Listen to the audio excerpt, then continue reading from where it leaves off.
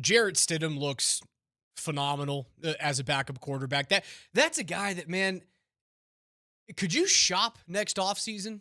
If you want to get a little bit cheaper and someone's looking, one of the four worst teams in the league in terms of like quarterback rooms. If someone really needs a guy that they go, he could be cheap and maybe he can find a way to get us 8-9 wins with a really good defense around him. And I know it's probably few and far between in terms of the teams that have the big need for a quarterback and an excellent defense at this time next year.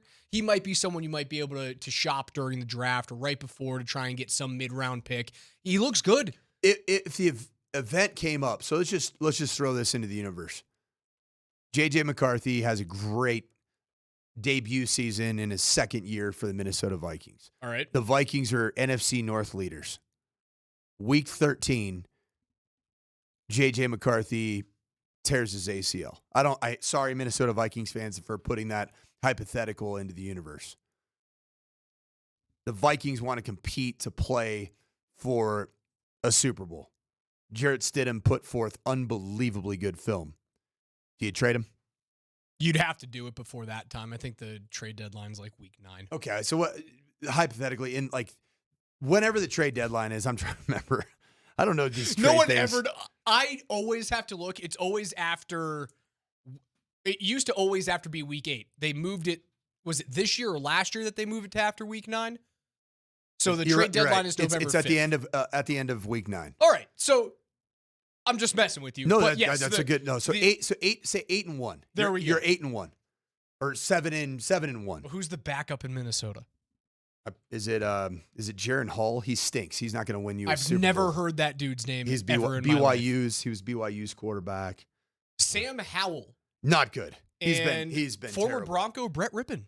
Yeah, you're not winning a Super Bowl. Jarrett Stidham's better than both of those guys. Okay, so that situation comes up, and right at the trade deadline, Minnesota says, "Hey, we saw the film on Jarrett Stidham. Kevin O'Connell believes he's the next Kirk Cousins, like the kind of a 4A. Like he's not a big leaguer, but he's not a AAA player. Right. He's right in between. And oh, by the way, I am the quarterback guru, and I can get out of that guy a superstar. Do you do it? Yep. Absolutely do. Now, the issue is, if you move on from him, you are one Bo Nix injury away from going, well, all that promise is gone now this season. I love Sam Ehlinger. Do you love him as much as Jarrett Stidham? I think the play style of Sam Ehlinger is a great. It would be a great drop off, if you will, in terms of the play style from Bo Nix. He gets injured. Dime store version of Bo. Yes. And I like that. And you see a lot of teams do that, right? Like, did you see the throw that freaking Sam Ehlinger made? He was 14-16. The guy is dealing. Yeah. He's been dealing in throws training a great camp. Ball. And he's also really athletic and really tough. And he's got some stuff to him, man.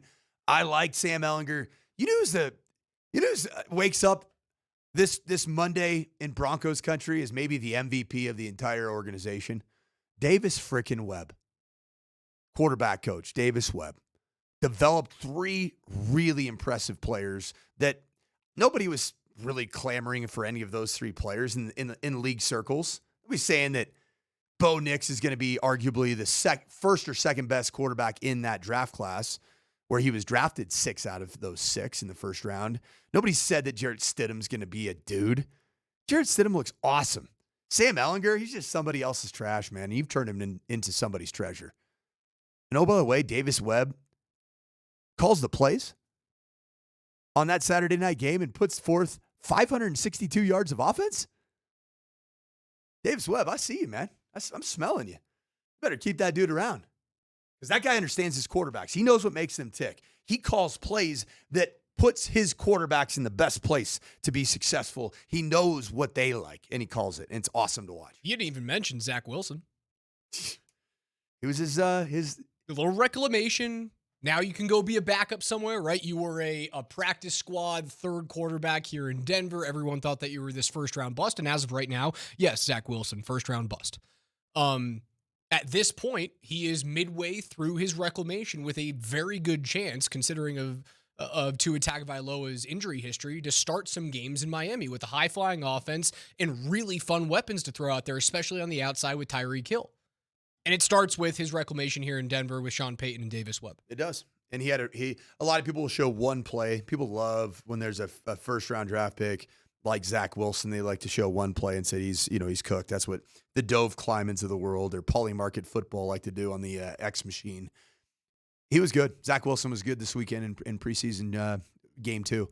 Looked a lot more comfortable in that system, and he's a tremendous thrower of the football. So, yeah, Davis Webb, a couple feathers in his cap with the quarterback position. Your scoring drives in the first half, 4 plays, 97 yards and a touchdown. 8 plays, 65 yards and a touchdown. 11 plays, 70 yards. That stalls on the 2. Settles for a field goal, and then you finish off 6 plays, 88 yards, and a 2-minute drill for a touchdown. You have an opportunity to kick a field goal with 18 seconds to go, or as time expired. I can't remember how much time was actually there. But you find a way to be able to have a missed field goal opportunity at the end, so you could have turned 0 points into 10. Well, and then not to mention the Priestcorn fumble right at the end zone, right?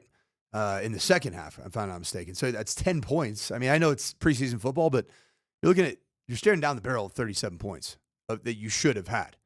I know it's preseason. Solid showing for the Broncos, 27-7 in week 2 of the preseason over the Arizona Cardinals.